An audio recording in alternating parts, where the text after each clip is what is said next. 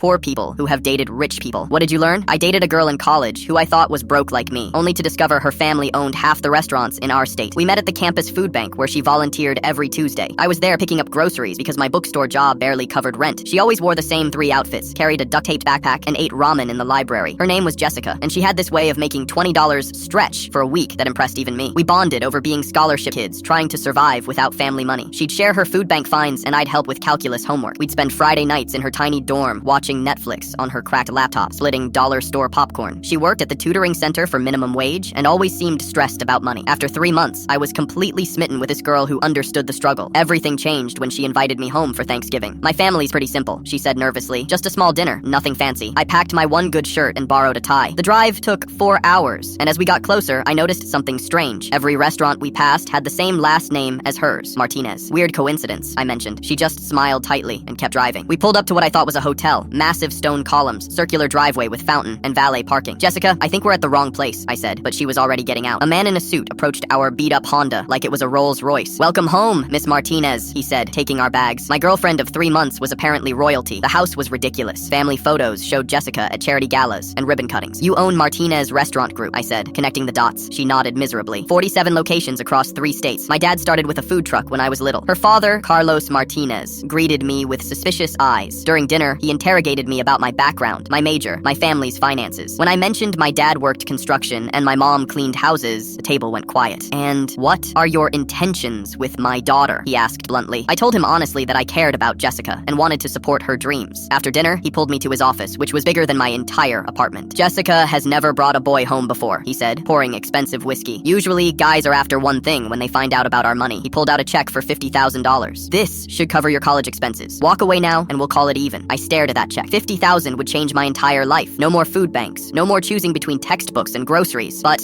I looked at this man, trying to buy me off, and realized what Jessica had been running from. Mr. Martinez, I appreciate the offer, but I can't accept this. I don't want your money. I want your daughter to trust me. He seemed genuinely shocked. Everyone has a price, son. What's yours? I told him my price was Jessica's happiness, and that couldn't be bought. He studied me, then tore up the check. Interesting. Maybe I misjudged you. The next morning, he offered me a management trainee position. Not because you're dating Jessica, but because you're the first person who didn't see dollar signs when they looked at our family. The relationship lasted another year before we realized we wanted different futures. Jessica felt guilty about her privilege and wanted to give everything to charity. I respected her wealth, but didn't want dependence on it. We broke up amicably, understanding that love doesn't always bridge every gap. But I did accept that management position. Rich people test everyone because they've been disappointed so many times. The biggest lesson I learned is that integrity isn't about refusing help. It's about earning respect first, then deciding what kind of help aligns with your values.